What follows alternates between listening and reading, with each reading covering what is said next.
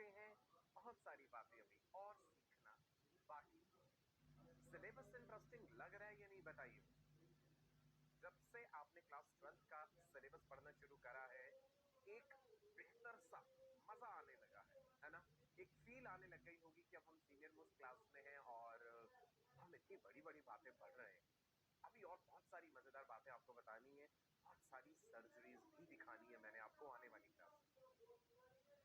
चलिए जी, कागज कलम तैयार रखिएगा, इंपॉर्टेंट नोट्स बनाते रहिए। There is no shortcut to success. जीवन में सफलता पाने के लिए बहुत बहुत कुर्बानियां देनी पड़ती हैं।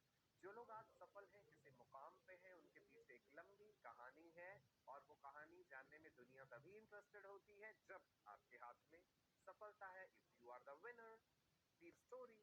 If you are not the winner, if you're a loser, nobody is interested in your story. ये तो फैक्ट है ना, ये तो हकीकत है, मानेंगे आप इस बात? तो हमें सफल बनना है और हमें बेहतरीन टीचर्स मिले हैं, बेहतरीन मेंटर्स मिले हैं जो हमें हर समय गाइड करते हैं, न केवल हमारे सब्जेक्ट में बट इन जनरल इस जीवन को और बेहतर बनाने।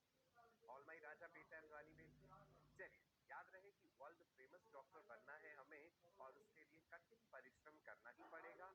हार्डवर्क के साथ साथ हम स्मार्ट वर्क भी करेंगे। वो स्मार्ट वर्क कैसे करना है ये आपके मेंटर्स आपको हर समय बताते रहेंगे। चलिए, एक पॉजिटिव सोच, एक पॉजिटिव एनर्जी, एक फील के साथ आज के इस सेशन का आगाज करते हैं जिसमें हम सेक्सुअल रिप्रोडक्शन के बारे में पढ़ेंगे। अभी तक हम क्या जान चुके हैं? Reproduction is the ability to procreate. Reproduction की मुख्य रूप से दो स्ट्रेटजीज होती हैं, asexual and sexual. Asexual reproduction uniparental है।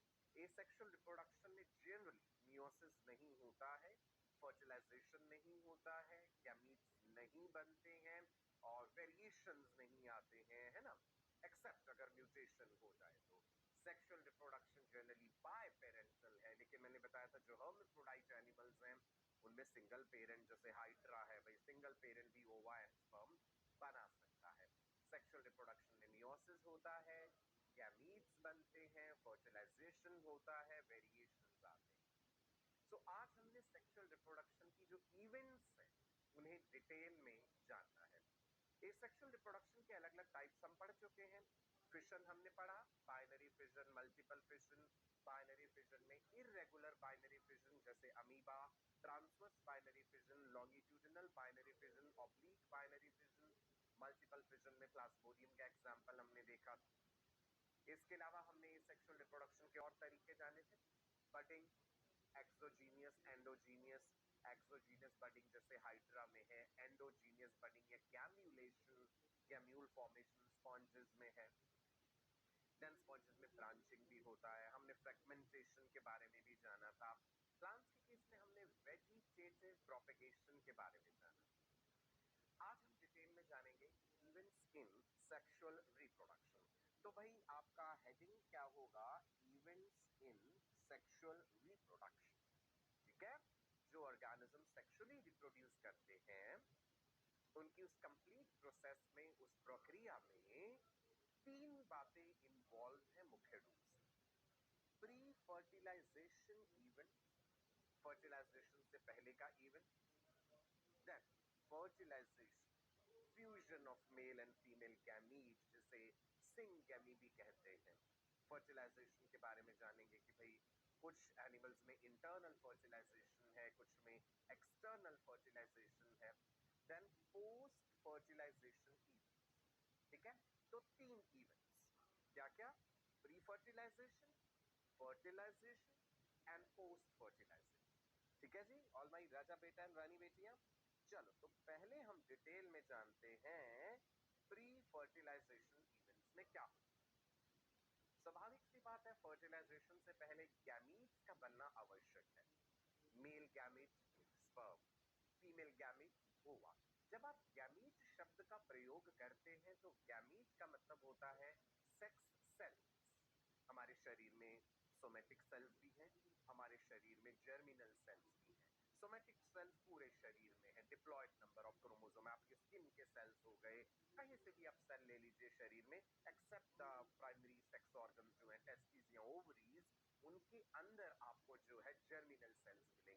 Spermatogonia, oogonia। तो दो तरह के सेल्स होते हैं, germinal cells and somatic cells, है ना। तो जो गैमीट्स हैं वो जर्मिनल सेल से बनते हैं, हायर ऑर्गेनिज्म की अगर हम बात करें, ठीक है जी। सो गैमेटोजेनेसिस एंड गैमीट ट्रांसफर, ये दोनों हो गए प्री फर्टिलाइजेशन। गैमेट्स का बनना और गैमेट एक जगह से बन के दूसरी जगह तक पहुंचने भी तो चाहिए, गैमेट्स का ट्रांसफर भी तो होना चाहिए, राइट जी। चल, सो पहले आ गए हम गैमेटोजेनेसिस की तरफ। क्या है जी इसकी परिभाषा? Formation of gametes. What are gametes? Haploid reproductive cells. In short हम ये भी कह देते हैं gametes are the sex cells. और गैमेटोजेनेसिस की प्रक्रिया अगर जैसे हम ह्यूमंस में बात करें या हायर एनिमल्स में तो दो तरह की है। स्पर्म बनने की प्रक्रिया को स्पर्मेटोजेनेसिस कहते हैं, फीमेल गैमेट ओवा बनने की प्रोसेस को oogenesis कहते हैं। ह्यूमन रिप्रोडक्शन में डिटेल में हम पढ़ेंगे कि कैसे स्पर्म बनने शुरू होते हैं, कितने दिनों तक स्पर्म सरवाइव कर सकते हैं मेल रिप्रोडक्टिव ट्रैक्ट में, और फीमेल रिप्रोडक्टिव ट्रैक्ट में डिपॉजिट होने के बाद स्पर्म कितने दिन तक जिंदा रहते हैं। तो गैमेट्स हैं जी दो तरह के, male gamete, female gamete. Male gametes को इन जनरल हम क्या बोलते हैं? Sperm. And female gamete is ओवा, हायर एनिमल्स। और डिटेल में जानते हैं अभी हम इस चीज को। देखिए, तो गैमेट्स को हम क्लासिफाई कर सकते हैं होमोगैमीट्स, हेट्रोगैमेट्स, मतलब उनकी मॉर्फोलॉजी के आधार पे कि देखने में कैसे हैं, क्या मेल और फीमेल गैमेट बिल्कुल एक जैसे लगते हैं देखने में, तो वो हो गए होमोगैमीट्स। अगर मेल गैमेट और फीमेल गैमेट देखने में अलग है, जैसे अगर हम ह्यूमंस की बात करें तो एग सेल कुछ ऐसा है, ओवा जो है, और स्पर्म जो है वो कुछ ऐसा है, स्पर्म एग के मुकाबले तो बड़ा छोटा होता है, तो ये हेट्रोगैमेट्स हो, ठीक है जी। होमोगैमेट्स जब दोनों एक जैसे हैं। सो लेट्स डिस्कस जी व्हाट आर होमोगैमीट्स और आइसोगैमीट्स भी कहते हैं। हेडिंग ले लीजिए, होमोगैमीट्स, आइसोगैमीट्स, एक ही बात, होमोगैमीट कह लो या आइसोगैमीट कह लो। होमो रेफर्स टू सेम, एक जैसा, है ना। Gamete is referring to reproductive cell और द सेक्स सेल। तो जब मेल और फीमेल गैमेट मॉर्फोलॉजिकली एकदम सेम हो देखने में, तब हम ये शब्द का इस्तेमाल करते हैं कि ये होमोगैमीट्स हैं। जैसे कि एल्गा है, आप देख पा रहे हैं क्लेरोफोरा, यहाँ पे आपको मेल और फीमेल गैमेट दोनों देखने में एक जैसे लग रहे हैं, कोई अंतर नजर ही नहीं आ रहा है उनमें। सो इसलिए हम कह देते हैं कि ये होमोगैमीट्स है। एग्जाम्पल याद रखिए, ठीक है राजा बेटा। हेट्रोगैमीट्स, हेट्रो शब्द का मतलब होता है डिफरेंट, अलग अलग, और गैमेट का मतलब तो रिप्रोडक्टिव सेल है। So when male and the female gametes are morphologically different, उनकी शक्ल सूरत उन्हें देखने में अलग लगती है। Morphology is referring to what? External features.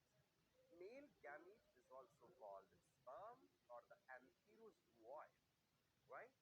Female gamete is also called the egg cell और द ओवम। ये टर्म ध्यान रखिएगा, स्पर्म को ही एंथेरोजोइड भी कह देते हैं, लेकिन एंथेरोजोइड टर्म हम ये ह्यूमंस या हायर एनिमल्स में यूज नहीं करते हैं। अभी हम देखेंगे कि एंथेरोजोइड टर्म हमने कहाँ यूज करना है, ठीक है। हेट्रोगैमेट होमोगैमेट बात समझ आ गई? चलो गुड, आगे बढ़ते। हेट्रोगैमेट का एग्जांपल दिया गया है यहाँ पे, human being. Very very simple and common example. आप जूनियर क्लासेस में भी स्ट्रक्चर पढ़ते आए हैं कि स्पर्म जो होता है भाई उसके पास फ्लैजुला होता है। Sperm is the only cell in the body which has flagella, otherwise human body में फ्लैजुला नहीं पाया जाता, राइट। सीलिया होते हैं हमारे रेस्पिरेटरी ट्रैक्ट में, सीलिया है। इसके अलावा आपने फीमेल रिप्रोडक्टिव ट्रैक्ट में फैलोपियन ट्यूब में सीलिया पड़े होंगे। फ्लैजुला का जहां तक सवाल है, ह्यूमन बॉडी में फ्लैजुला नहीं पाया जाता। Sperm cell is the only cell which has flagella, right, याद रहेगा। स्पर्म्स कौन सी शुगर इस्तेमाल करते हैं, कोई बता सकता है मुझे? ये मैंने आपको पहले भी कई बार बताया हुआ है, बायोमोलिक्यूल्स पढ़ाते समय भी बताया था। एनर्जी के लिए स्पर्म्स फ्रक्टोज शुगर इस्तेमाल करते हैं। मेल रिप्रोडक्टिव ट्रैक्ट में जो सेमिनल वेसिकल्स हैं, जो सेमिनल फ्लूइड बनाते हैं, उसमें फ्रक्टोज शुगर होता है, राइट जी। ये रहा ओवम और द एग सेल। साइज में बड़ा डिफरेंस है, ova is much bigger in size as compare to the sperm. Sperm का काम केवल इतना होता है कि ओवा के पास जाके उसके साथ फ्यूज करना और अपना जेनेटिक मटेरियल उसे दे देना, डिप्लॉयड कर देना उस सेल को, जाइगोट बन जाता है ना, जाइगोट इज डिप्लॉयड। ओवा के चारों तरफ बहुत सारी लेयर्स होती है, वेल प्रोटेक्टेड सेल है। स्पर्म बेचारा वेल प्रोटेक्टेड नहीं हो, ओवा इज वेल प्रोटेक्टेड। स्पर्म में आप देख सकते हैं कोरोना रेडिएटा लेयर है, इसके अलावा उसके बाद जोना पेलुसिडा होती है, क्यूमुलस सुपोरस के सेल्स होते हैं, मतलब बहुत सारी प्रोटेक्टिव लेयर्स हैं जिनका अभी हम आगे जिक्र करेंगे आने वाली क्लासेस में। एक और एग्जांपल हेट्रोगैमीट्स का हमें देखने को मिलता है फीटस में, विच इज एन एल्गा। यहाँ पे भी आप देखिए कि मेल गैमेट और फीमेल गैमेट के साइज में कितना डिफरेंस आपको नजर आ रहा है, not only size but overall morphology.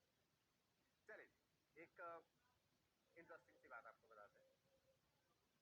आपने इन जनरल एक चीज देखी होगी, देखी इन द सेंस क्या होगी, ऑब्जर्व भी करी है, you are in that age only, adolescence हैं, कुछ बच्चे टीनेजर्स हैं, है ना, कुछ बड़े भी हो सकते हैं उससे। सो इन जनरल नेचर ने क्या बनाया कि भाई there are two sexes, male and female, right. अगर हम एक बेसिक सी बात देखें रिप्रोडक्शन को लेकर, दो सेक्सेस जो बने, सेक्सुअल रिप्रोडक्शन हुआ, there is male, there is a female. At a certain point in their life they get attracted towards each other. Humans की अगर मैं एग्जांपल लेके तो there is a heterosexual male which gets attracted to females. There is a heterosexual female who gets attracted towards males. जब आप puberty की as से गुजर रहे होते हैं, सेक्सुअल मैच्योरिटी जब हो रही है, जब आपके शरीर में हार्मोन्स का एक सैलाब आ जाता है, कहते हैं ना, the chemicals in your body basically they are what? They are hormones. They change your behavior also. Human sexual differentiation and determination, ये जो एक प्रोसेस है, इट्स अ सिक्वेंशियल प्रोसेस।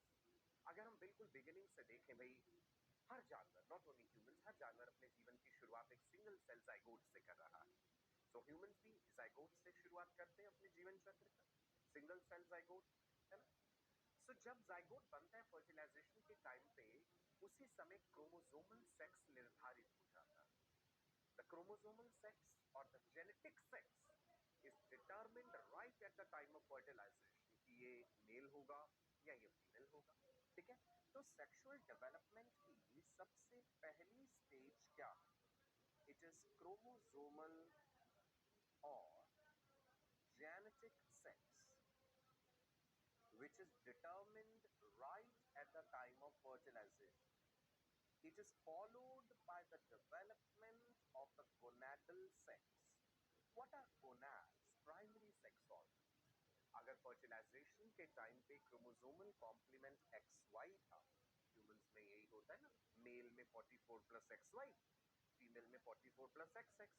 अगर क्रोमोसोमल सेक्स XY है तो स्वाभाविक सी बात है, इस एम्ब्रियो में क्या डेवलप होने चाहिए, क्या गोनेड्स होने चाहिए, टेस्टिस होने चाहिए, है ना। Testis are formed during 7th to 8th week of the embryonic development. अगर क्रोमोसोमल सेक्स XX है तो क्या एक्सपेक्टेड है? Expected gonadal sex is ovaries, ठीक है जी। प्रेगनेंसी के 11वें से 12वें हफ्ते पे डेवलपिंग एम्ब्रियो की फीटस की जो है ओवरीज बन जाती है। So chromosomal sex is followed by gonadal sex which is followed by phenotypic sex. Phenotypic sex का मतलब है कि भाई अगर ये मेल है, टेस्टिस है, तो यहाँ पे क्या एक्सपेक्टेड है? Male external genitalia. यहाँ पे क्या एक्सपेक्टेड है? Female external genitalia. Sexual development की एक और स्टेज भी आती है, दैट इज बिहेवियरल सेक्स। ध्यान से समझिएगा, sex determination and differentiation is a sequential process. It begins with the establishment of chromosomal or the genetic sex, which is followed by development of gonadal sex, then phenotypic sex, ठीक है जी। There is one more stage that is behavioral sex. जैसा कि हमने देखा, chromosome XX है तो ovaries बनेंगे, female external genitalia होगा। क्रोमोसोम XY है तो टेस्टिस बनेंगे, एक्सटर्नल जेनिटेलिया में पीनस है, स्क्रोटम है। और बिहेवियरल सेक्स यहाँ पे क्या एक्सपेक्टेड है जी? मैस्कुलिन। एंड फीमेल में क्या एक्सपेक्टेड है? ऑब्वियसली फीमेल के केस में एक्सपेक्टेड बिहेवियर इज फेमिनिन। मैं शॉर्ट में लिख देता हूँ जी, FEM, feminine. Now what is masculine and what is feminine? Is it genetically determined और डस The learning process also has a role in this. Now listen, the personality of the result of interaction of your genes with the environment. Part of it is genetically determined, part of it is learned from the society. जैसे कि एक बच्चा पैदा होता है, हमने कुछ मापदंड निर्धारित कर रखे हैं, मेल बेबी को ऐसे ड्रेसअप करना है, फीमेल बेबी को ऐसे ड्रेसअप करना है, हमने कलर्स एसोसिएट कर लिए कि पिंक कलर की फ्रॉक है तो फीमेल बेबी के लिए, ब्लू कलर का सूट है तो मेल बेबी के लिए, है ना। हर चीज हमने सोसाइटी में एक तरह से अलग अलग कर दी दोनों जेंडर्स के लिए। नाउ ये सब बात क्यों बता रहा हूँ, क्योंकि यहाँ पे हमने क्या टर्म यूज किया कि heterosexual male that is attracted towards the opposite partner, female. They will meet, they will reproduce, they will procreate, right? Heterosexual female attracted towards male, they will meet, they will mate, they will reproduce. In general, जो हम सुनते हैं या देखते हैं, पर क्या ऐसा जरूरी है? Is it mandatory? No. Now listen to this. Homosexual male attracted towards males, they meet, they may not reproduce, right? Reproduction is not mandatory in this process. Is it clear? Homosexual female, a female who is attracted towards female, they meet, their friends, their partners. It's not mandatory that the couple has to reproduce. Is it clear? So the sexual orientation or the sexuality of a person, it is not like black or white. There are shades of gray also. Okay? You will be surprised to know that there are many societies in which many different genders are socially recognized and respected. It is not only that a person has to be heterosexual male or a heterosexual female, right? There are many different genders which are socially recognized and respected. Now, listen. In humans, we have bisexual male, we have bisexual female. Now, who is the bisexual male? A bisexual male is the one who is attracted towards males as well as females. A bisexual female is a person who is attracted towards males as well as females. Now, when you use this term bisexual for other animals, like you use the term for, say, Hydra or some member of phylum Platyhelminthes or some other animal, वहां पे ये bisexual term जो है behavior को refer नहीं कर रहा है। वहां पे bisexual term का इस्तेमाल हम इस बात के लिए कर लेते हैं कि भाई उस एनिमल में functional male and gamete produce कर male and female gamete produce करने की काबिलियत है। hermaphrodite term जैसे आपने सुना होगा, there are animals which are hermaphrodite या bisexual या monoecious हम कह देते हैं, है ना। जैसे हाइड्रा को मैं कह दूं, if I say hydra is bisexual, that does not mean that hydra is attracted towards male hydra and attracted towards female hydra, नहीं।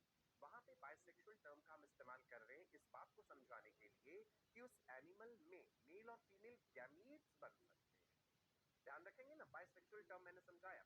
सो ह्यूमंस का रेफरेंस लेकर के हमने heterosexual male, homosexual male, bisexual ये टर्म्स समझी। ये sexual attraction को लेकर के हैं। जब हम ये चीजें ये टर्म्स एनिमल्स पे यूज करते हैं तो थोड़ा डिफरेंस आ जाता है, वो ध्यान रखिएगा। Now listen, organisms based on the type of reproductive organs present. The animal can be bisexual, the animal can be unisexual, right? Now listen, bisexual organisms concept. Both male and female reproductive organs present in the same organism. जैसे hydra हो गया। अच्छा, अब ये जरूरी नहीं है कि ऑर्गन ही हम कहें वहां पे, क्योंकि आप कहेंगे कि सर आप हाइड्रा एग्जांपल ले रहे हैं, लेकिन हाइड्रा में तो ऑर्गन लेवल ऑफ ऑर्गेनाइजेशन ही नहीं है। हाइड्रा में तो आपने देखा टिश्यू लेवल ऑफ ऑर्गेनाइजेशन है। सो अगर और ज्यादा हमें कहीं माइन्यूट डिटेल में समझना हो तो हम कहेंगे बाइसेक्सुअल ऑर्गेनिज्म वो है which has the ability to produce both male and female functional gametes. तो जरूरी नहीं है कि उस गैमेट को बनाने के लिए ऑर्गन हो उसके पास। समझे आप बात मेरे? मतलब इस बात से कि गैमेट बनने चाहिए मेल एंड फीमेल।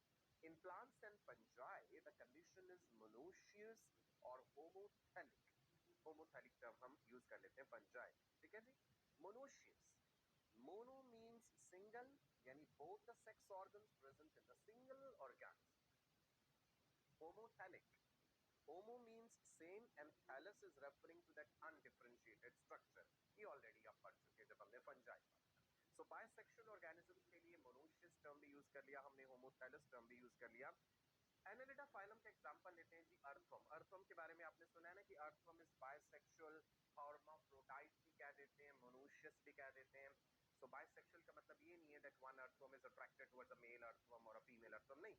यहाँ पे बाइसेक्सुअल टर्म इसलिए यूज हो रही है that the animal is having testis as well as ovaries, it's capable of producing male gamete as well as female gamete. तो पूरी एनिमल किंगडम में हमें बहुत सारी ऐसी एग्जांपल्स मिलती हैं। प्लांट्स में बाइसेक्सुअल फ्लावर हमें स्वीट पोटैटो में देखने को मिलता है। प्लांट का स्ट्रक्चर आपने फ्लावर का बेसिकली पढ़ा है, male reproductive organs, female reproductive organ, you know that there are stamens, there are carpels, ये सब चीजें हम ऑलरेडी पढ़ भी चुके हैं जब हमने क्लास 11th का सिलेबस पढ़ा था। अभी जब हम रिप्रोडक्शन इन फ्लावरिंग प्लांट्स पढ़ेंगे ना तो और ज्यादा डिटेल में जानेंगे इस चीज को। Monoecious plant में इशारा है, another example you can see the female sex organs Hugonium and Antheridium, that is the male sex organ. So there are many examples in plant kingdom as well as animal kingdom. Unisexual, uni means एक, dioecious भी बोलते हैं, di मतलब mail अलग female अलग, है ना, dioecious या unisexual. Male and female reproductive organs in the different organisms, तो हो गया वो dioecious. Plants and fungi में we call it dioici और heterothely, hetero मतलब अलग, and thallus is that undifferentiated structure.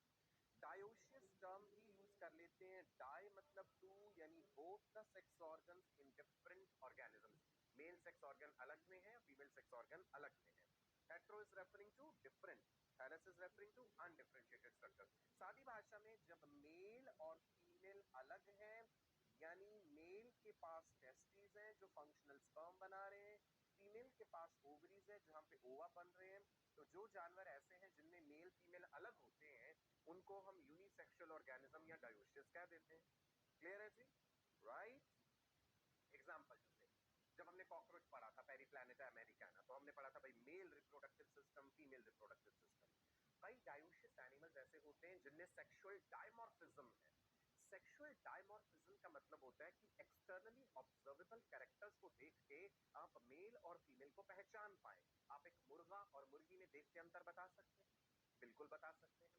आप एक मोर कह लीजिए, मोरनी जो है, पी हेन पीकॉक, मोर और मोरनी को देख के पहचान लेते हैं ना। मोर जो होता है उसके पास ज्यादा इलेबोरेट फीचर्स हैं, उसके पंख देखिए कितने खूबसूरत हैं, मोरनी में ऐसा नहीं होता है। मुर्गा और मुर्गी में अंतर है, मुर्गा जो है उसके कॉम एंड वेटल ऐसे दाढ़ी सी होती है और सिर पे कलगी होती है, डिफरेंस होता है ना। सो आप एक चीज नोट करेंगे कि पूरी एनिमल किंगडम में it is the male animal which is more beautiful, which has more elaborate features. चाहे आप एक शेर शेरनी की बात करें, हिरण हिरणी की बात करें, the male animal has more elaborate and more attractive features than the female in the entire animal kingdom except humans. Now, ये सरप्राइजिंग सी बात लग रही होगी आपको कि सर आप कह रहे हो कि पूरी एनिमल किंगडम में तो मेल एनिमल ज्यादा खूबसूरत है, ज्यादा इलेबोरेट फीचर्स हैं to attract the female partner, लेकिन जैसे जैसे हम इवोल्यूशनरी ट्री में ऊपर पहुंचते जाते हैं, ह्यूमंस की तरफ जैसे हम बढ़ते हैं, तो ये सिचुएशन पलट जाती है। ह्यूमंस में the female is more attractive, having more elaborate, more good looking features as compare to male. Why is it so? ऐसा क्यों हुआ? इवोल्यूशन ने ये सारा तख्ता पलट क्यों कर दिया? इसका कारण जानेंगे हम आने वाली क्लासेस में। मैंने कहा था nothing in biology makes sense accept in the light of evolution. यदि आपने इवोल्यूशन नहीं पढ़ा ठीक से तो फिर आपने कुछ नहीं पढ़ा। तो इस सवाल का जवाब हम जानेंगे। मैं आपको सेक्सुअल डायमॉर्फिज्म बता रहा था। सेक्सुअल डायमॉर्फिज्म होता है जब मेल एंड फीमेल एनिमल को देख करके, एक्सटर्नली ऑब्जर्व करके आप बता दें कि ये मेल कॉकरोच है, ये फीमेल कॉकरोच है, ये मेल बर्ड है, ये फीमेल बर्ड है, ये मेल लिजर्ड है, ये फीमेल लिजर्ड है। ठीक है जी, दैट इज डायमॉर्फिज्म। सभी जानवरों में ये सेक्सुअल डायमॉर्फिज्म हो ये जरूरी नहीं होता। ठीक है जी। यहाँ कॉकरोच की उदाहरण दी गई है, फीमेल रिप्रोडक्टिव सिस्टम आपने पढ़ा है कॉकरोच का, आपने मेल रिप्रोडक्टिव सिस्टम भी पढ़ा है। तो कॉकरोच में मेल फीमेल अलग होते हैं। Now let's talk about the unisexual flowers. Plants में भी ऐसा होता है कि भाई there are flowers which are staminate, staminate referring to what? Stamens, the male reproductive part. There are flowers which are pistillate, which are having the female reproductive part.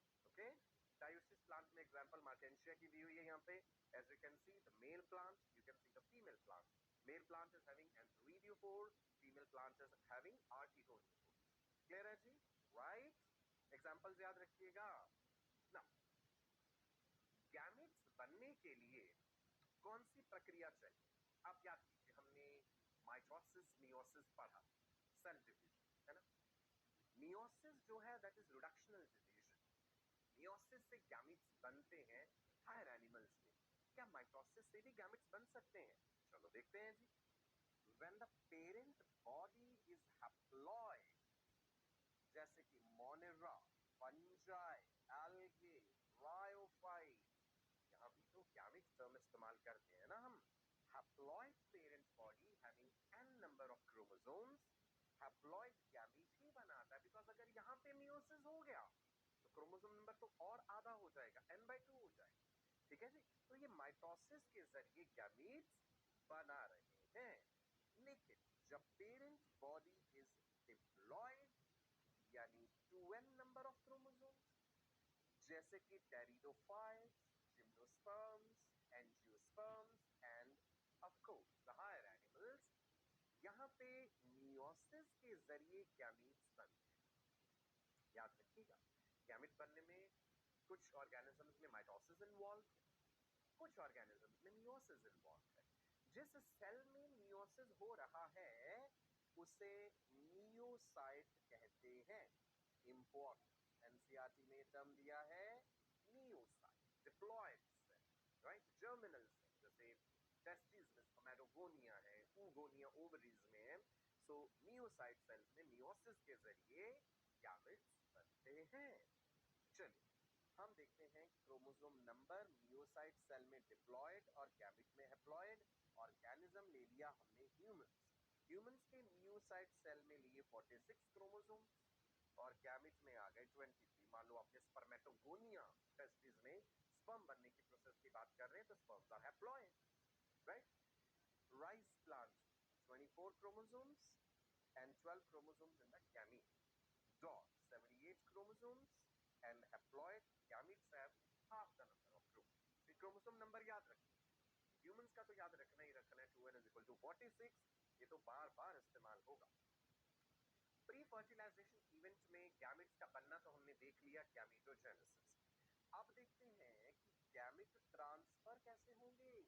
भाई ये भी तो जरूरी है ना कि मेल और फीमेल गैमेट एक दूसरे तक पहुंचे, तभी तो फर्टिलाइजेशन हो पाएगा। कुछ एनिमल्स में एक्सटर्नल फर्टिलाइजेशन है, कुछ में इंटरनल। गैमेट्स प्लांट्स में भी ट्रांसफर होते हैं और गैमेट्स एनिमल में भी ट्रांसफर होते हैं। सो गैमेट ट्रांसफर, जब हम फ्लावरिंग प्लांट्स की बात करते हैं, इस प्रक्रिया से आप फैमिलियर हैं, that is pollination. Transfer of the pollen grain from the anther to the stigma of the same flower, या फिर different flower में भी हो सकता है। ठीक है? So pollen grain, yellow yellow colour का जो सब्सटेंस होता है, पाउडरी सा डस्ट जैसा। So pollen grains जब ट्रांसफर हो रहे हैं एंथर से स्टिग्मा तक, या तो सेम फ्लावर में या फिर दूसरे फ्लावर में, एक से दूसरे फ्लावर में। दूसरा फ्लावर सेम प्लांट पे भी हो सकता है, दूसरा फ्लावर दूसरे प्लांट पे भी हो सकता है ना? That is called pollination. बहुत सारी एजेंसीज इन्वॉल्व है पॉलिनेशन में। इंसेक्ट्स का तो बड़ा इंपॉर्टेंट रोल है। इंसेक्ट्स में चाहे बटरफ्लाइज हो, चाहे मधुमक्खियां हो, they play very important role in pollination, right? Entomophily कहते हैं। पानी के जरिए भी पॉलिनेशन होता है, हवा के जरिए पॉलिनेशन है। सो बहुत सारी एजेंसीज हैं जो पॉलिनेशन में इन्वॉल्व।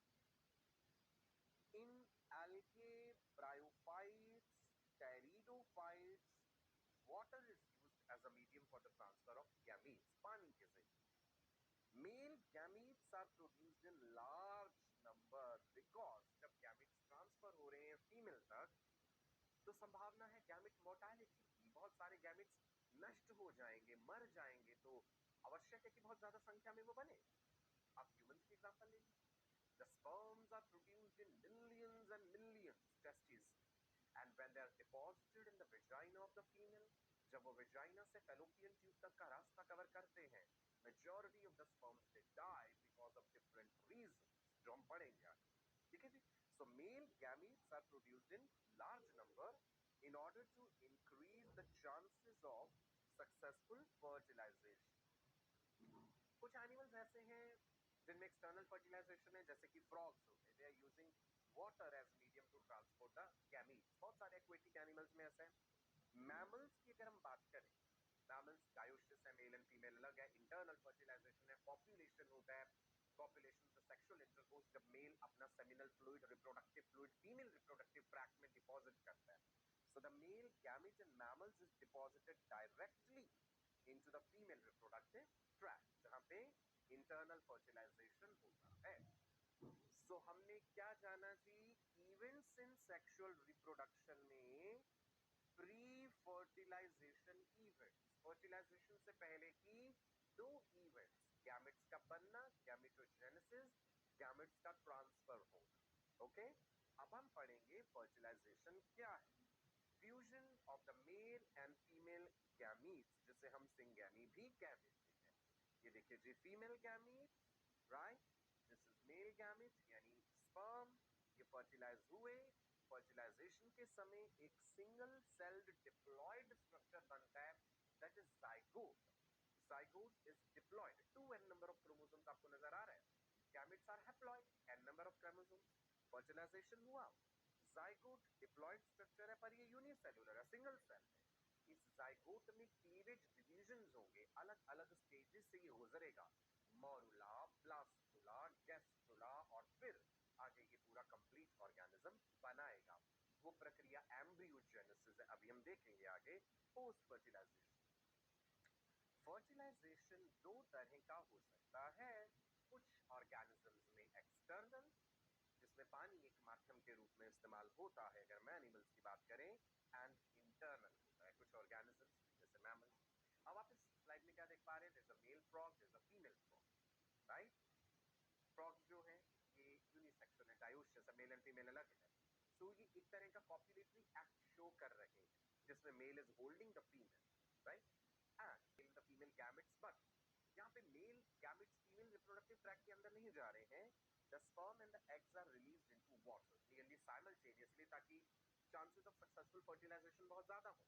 एक्सटर्नल फर्टिलाइजेशन में तो और भी ज्यादा जो है गैमेट्स के मरने की संभावना है.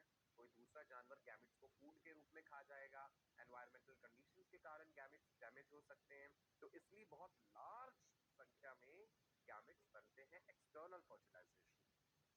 So external fertilization occurs outside the body of organism. Large number of gametes are released. The offsprings are vulnerable to predators. जैसे फ्रॉग का फर्टिलाइजेशन एक्सटर्नल हुआ, टेडपोल लार्वे बने, कोई दूसरे जानवर भी तो उन्हें खा जाएंगे ना. सो ऑफस्प्रिंग जो है, यंग वन जो है, वो हेल्पलेस है, असहाय है. दूसरे जानवरों का वो भोजन बन सकते हैं, प्रेडेटर्स उन्हें खा सकते हैं. तो एक्सटर्नल फर्टिलाइजेशन की एग्जांपल्स दी हुई है यहाँ पे. एम्फीबियंस में बहुत सारे, एंड बोनी फिशेस. इंटरनल से क्या मतलब? Internal fertilization occurs inside the body of the organism. Mostly the male gametes are motile. Sperm, as I told you, sperm has flagella. ध्यान दीजिएगा, male gamete is smaller in size. It is motile. अगर वो बहुत बड़ा होता तो motility मुश्किल हो जाती है उसके लिए. स्पर्म इसलिए साइज में छोटे हैं क्योंकि उन्हें मूव करके फीमेल गैमेट तक जाना है. साइज में छोटे हैं तो अपने साथ ज्यादा न्यूट्रिएंट मटेरियल भी नहीं इकट्ठा कर सकते, उससे उनका वजन बढ़ जाएगा, मोटिलिटी इफेक्ट होगी, right. Female gametes are non-motile. The egg cell is non-motile. The egg is waiting for the sperm to come. Sperms are produced in large number क्योंकि sperm को ओवा तक पहुंचना है. Reptiles में internal fertilization है, birds में, mammals में, right? There is internal fertilization. Now यहाँ पे आपको birds का example दिखाया गया. There's a male bird, there's a female bird.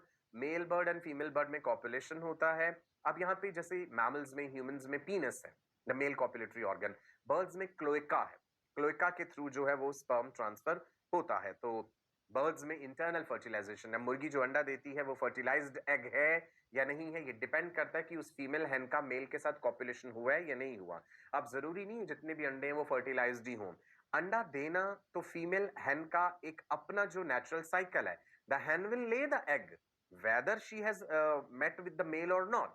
उसमें कॉपुलेशन हुआ है, फर्टिलाइजेशन हुआ है या नहीं हुआ, वो बात की बात है, राइट जी. अंडा तो उसने देना ही देना है, राइट. सो एग अगर फर्टिलाइज्ड है तो उसमें से चूजा निकलेगा, यंग वन निकलेगा. अगर फर्टिलाइज्ड नहीं है तो नहीं निकलेगा. इज इट क्लियर जी? राइट. चलो आगे बढ़ते हैं.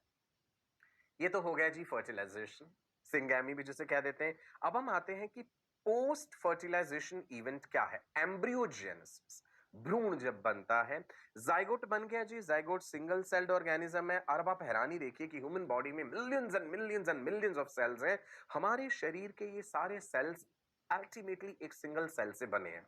कितनी हैरानी की बात है। जाइगोट डिवाइड करता जाता है और फिर अलग अलग स्टेजेस के थ्रू गुजरता है। मॉर्यूला, ब्लास्टुला, गैस्ट्रुला और फिर embryo, foetus, newborn baby, neonate, उसके बाद हम इन्फेंट कहते हैं, उसके बाद चाइल्ड कहते हैं, adolescent, adult, senile, right? Imagine. चलो देखते हैं क्या क्या स्टेजेस से गुजरेगा ये। एम्ब्रियोजेनेसिस क्या है? Process of development of the zygote into an embryo.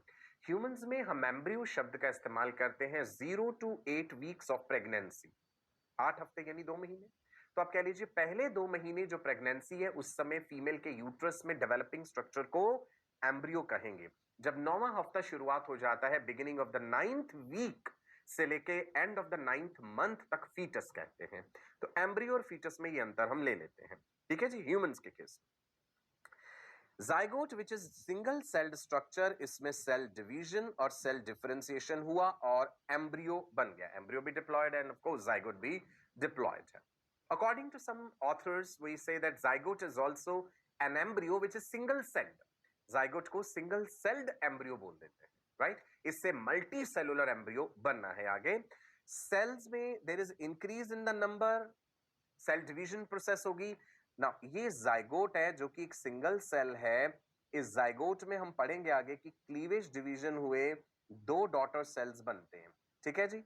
और ये क्लीवेज जो है it is repeated rhythmic mitotic division with certain differences.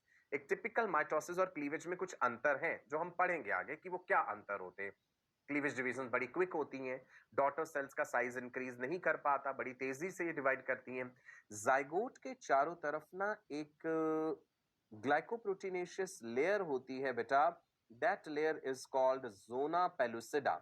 ये नाम याद रख लीजिएगा, ये बार बार इस्तेमाल होगा जब हम ह्यूमन रिप्रोडक्शन पढ़ेंगे। So zona pellucida is a glycoproteinaceous layer which surrounds the zygote. अब आप देखिए यहाँ पे एक सेल से 2 सेल बन चुके हैं, 2 डॉटर सेल, लेकिन जोना पेलुसिडा अभी भी इंटैक्ट है। तो ओवरऑल साइज उतना ही है, इस स्ट्रक्चर का ओवरऑल साइज नहीं बढ़ता, सेल का नंबर बढ़ता जाता है। वो हम जानेंगे कि ऐसा क्यों हो रहा है, ठीक है जी, right. Now cells from specialized tissues, the cells are forming the specialized tissues and organs to form an organism। ये सेल डिफरेंशिएशन की परिभाषा है। सो मैंने कहा कि जाइगोट में सेल डिवीजन के साथ साथ सेल डिफरेंशिएशन भी हो रहा है, सेल्स डिफरेंशिएट कर रहे हैं। कुछ सेल्स ऐसे हैं जो कहेंगे हम एपिथेलियल टिश्यू बनाएंगे, कुछ सेल्स ऐसे हैं जो न्यूरल टिश्यू बदल जाते हैं, कुछ सेल्स ऐसे हैं जो स्केलेटल सिस्टम के सेल्स बनाएंगे। That is what is differentiation. We will discuss this differentiation also when we'll discuss human reproduction. Is it clear? Right जी? Now, एम्ब्रियोजेनेसिस कहां पे हो रहा है उसके आधार पे कुछ जानवरों को हम डिवाइड करते हैं, ओविपेरस, विविपेरस, ओवोविविपेरस। इंपॉर्टेंट है, ध्यान रखिएगा। Oviparous, viviparous, ovoviviparous. आपने जूनियर क्लासेस में भी ये टर्म पढ़ी है। ओविपेरस एनिमल किंगडम में भी पढ़ा था ना, अंडे देने वाले जानवर जो एग ले कर देते, फर्टिलाइज्ड एग मान लो ले कर दिया तो एम्ब्रियोजेनेसिस उनके शरीर के बाहर हुआ। Viviparous which give birth to the young ones, fertilization internal हुई, वो इंटरनली फर्टिलाइज्ड एग फीमेल के रिप्रोडक्टिव ट्रैक्ट में है, वहीं पे एम्ब्रियो बन रहा है and the young one is delivered, that is viviparous. सादी भाषा में जो जानवर बच्चे पैदा करते हैं that is viviparous. True viviparity is found in placental mammals only. जो ट्रूली विविपैरस हैं, जिनमें इंटरनल जो है डेवलपमेंट हुआ और प्लेसेंटा बना, मदर की बॉडी से न्यूट्रिशन लिया उस डेवलपिंग एम्ब्रियो या फीटस ने, ये कंडीशन केवल प्लेसेंटल मैमल्स में है, ठीक है जी। ओवोविविपैरस, ओवोविविपैरस कंडीशन होती है कि भाई कॉपुलेशन हुआ, स्पर्म डिपॉजिट हो गए फीमेल रिप्रोडक्टिव ट्रैक्ट में, फर्टिलाइजेशन इंटरनल हो गया, वो इंटरनली फर्टिलाइज्ड एग ले नहीं हुआ, अंदर ही रहा फीमेल रिप्रोडक्टिव ट्रैक्ट में, वहीं पे एम्ब्रियोजेनेसिस हुआ, लेकिन मदर की बॉडी से उसने कोई न्यूट्रिशन नहीं लिया। उसे न्यूट्रिशन मिला डेवलपिंग एम्ब्रियो को, जो योक उस अंडे में स्टोर्ड था, and then that egg hatches, the embryo young one hatches and it is delivered out. That is ovoviviparous. Fertilization internal, embryogenesis development internal female body में, लेकिन मदर बॉडी के साथ प्लेसेंटा फॉर्मेशन नहीं हुआ है। न्यूट्रिशन जो true placenta कहते हैं ना, जैसे ट्रू प्लेसेंटा हम पढ़ेंगे आगे, कोरियोएलेंटाइक प्लेसेंटा होता है, ट्रू प्लेसेंटा नहीं बनता है, वो ओवोविविपैरस कंडीशन है। चलो फिर से डिटेल में समझते हैं। ओविपैरस अंडे देने वाले जानवर, egg laying animals are oviparous. इनका embryogenesis is occurring outside the body of the female. Fertilized egg is incubated before it hatches. जैसे एक मुर्गी है, बर्ड है, बर्ड्स में फर्टिलाइजेशन इंटरनल है, बर्ड्स एग ले करते हैं यानी ओवीपैरस है. अच्छा, जो ओवीपैरस एनिमल है वो अंडे देते हैं. अब ये जरूरी नहीं है हर बार फर्टिलाइज्ड अंडा हो, तो ओवीपैरस हम फ्रॉग को भी कह देंगे. Female frog is laying the eggs, it's oviparous. The eggs are not fertilized क्योंकि उसमें तो एक्सटर्नल फर्टिलाइजेशन है. फीमेल हैन फर्टिलाइज्ड अंडा भी दे सकती है अगर कॉपुलेशन हुआ है, नहीं तो अनफर्टिलाइज्ड अंडा देगी, राइट. तो ओवीपैरस कंडीशन इज एग लेइंग, और अगर वो फर्टिलाइज्ड एग है तो एम्ब्रियोजेनेसिस बाहर होगा. Egg is covered by calcareous shell.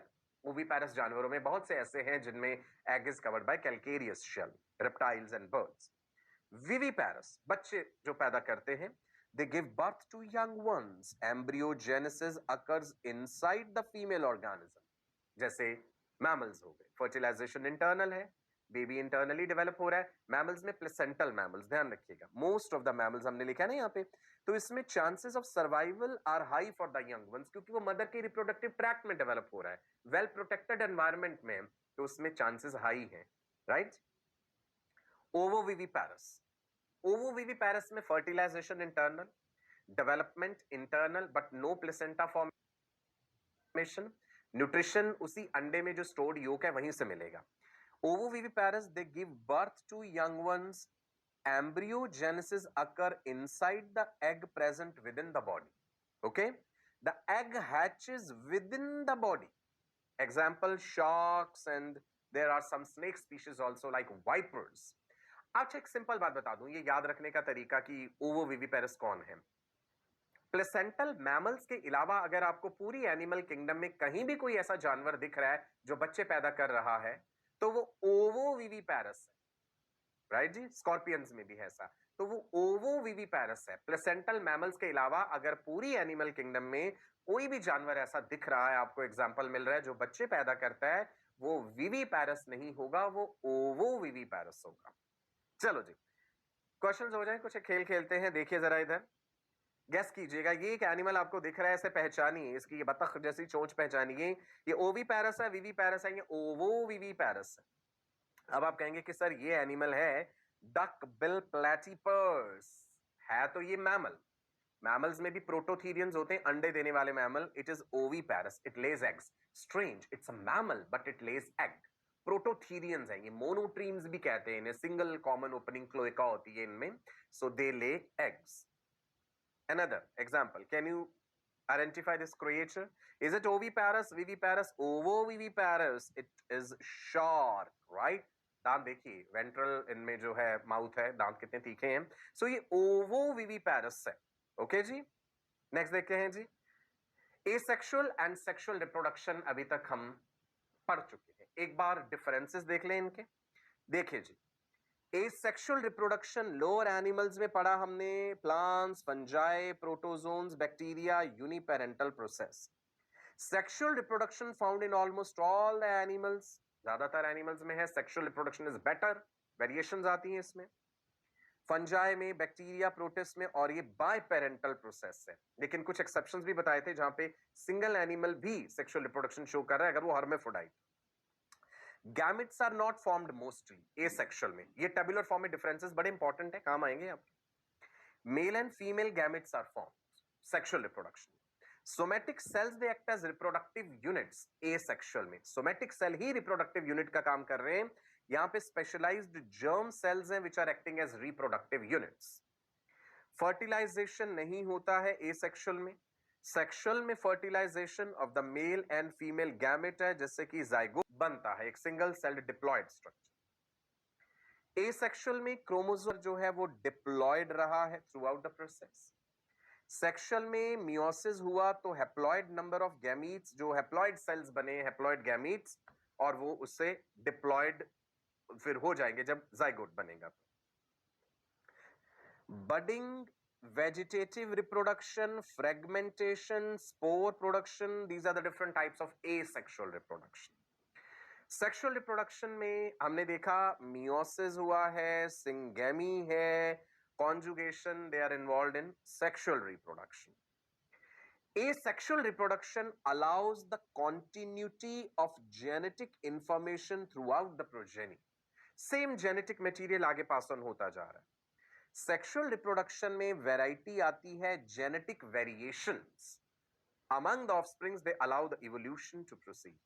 Variations provide raw material for evolution, ये याद रखिएगा. Variations क्या है? Small genetic differences which are found among organisms belonging to same species. Produces offsprings very rapidly. Asexual is a faster mode of reproduction. Comparatively, ये जो है less rapid है sexual reproduction. Asexual में reproductive organs are not required, and sexual में in general testes, ovaries, मतलब prominent male and female reproductive organs are required at least higher animals में. अगर हम lower की बात करें कि आप कहेंगे भाई sponges में कौन से organ है sexual reproduction, तो वहां भी हो रहा है. निडेरिया में कौन से ऑर्गन्स हैं, टिश्यू लेवल है सेक्सुअल रिप्रोडक्शन, तो वहां भी हो रहा है. लेकिन जैसे जैसे हायर एनिमल्स में जाएंगे जहां से organ system level of organization या ऑर्गन लेवल ऑफ ऑर्गेनाइजेशन है, वहां पे हमें prominent male and female reproductive organs देखने को मिलते हैं. चलो एक और इंटरेस्टिंग बात, see parthenogenesis, the virgin birth भी बोल देते हैं इसे. पार्थिनोजेनेसिस क्या है? Female gametes give rise to offspring without fertilization. Nature में हमें ऐसे एग्जांपल्स भी देखने को मिलते हैं जहां पे आप कह दीजिए कि फीमेल्स का ही साम्राज्य है, उन्हें मेल गैमेट की आवश्यकता नहीं है, विदाउट फर्टिलाइजेशन वो अगली जनरेशन बना सकते हैं. एफिड्स में ऐसा देखने को मिलता है, हनी बीज में देखने को मिलता है, कुछ स्नेक स्पीशीज, कुछ लिजर्ड्स भी हैं जिनमें हमें ऐसा देखने को मिलता है, एंड इवन कुछ बर्ड्स भी है ना. इंटरेस्टिंग बात, पार्थिनोजेनेसिस, राइट. चलिए, ये हमारा पहला चैप्टर था, that is reproduction in organisms. कितनी सारी टर्म्स से हम एक्वेंट हुए, यही टर्म्स आगे आने वाले चैप्टर्स में यूज होने वाली है. गैमेटोजेनेसिस डिटेल में पढ़ना है, फर्टिलाइजेशन डिटेल में पढ़ना है, ह्यूमंस में एम्ब्रियो कैसे डेवलप हो रहा है, फीटस कैसे डेवलप हो रहा है, प्रेगनेंसी की कौन सी स्टेज पे हार्ट बीट शुरू हो जाती है, बच्चे के लंग्स कब काम करेंगे कब नहीं करेंगे, brain development, kidney development, everything will discuss. Maternal changes during pregnancy, hormonal changes, parturition कैसे होता है, क्या एक फीटस जो मदर के यूट्रस में डेवलप हो रहा है, is it a parasite to mother? सोचिएगा, वो फीटस मदर की बॉडी से शेल्टर ले रहा है, मदर के ऊपर एक मैकेनिकल बर्डन है, और बदले में मदर को क्या दे रहा है? अपने metabolic waste materials. So is it a parasite? सोचिएगा. इन सवालों के जवाब जानने के लिए आने वाले सेशंस को बिना मिस किए रेगुलरली अटेंड करना है. डेली प्रैक्टिस पेपर्स प्रैक्टिस करते रहिएगा. फिर मिलेंगे आपसे एक और पॉजिटिव एनर्जी के साथ. तब तक के लिए नमस्कार, bye bye, God bless you all, wish you all a very very bright and prosperous future. Bye bye.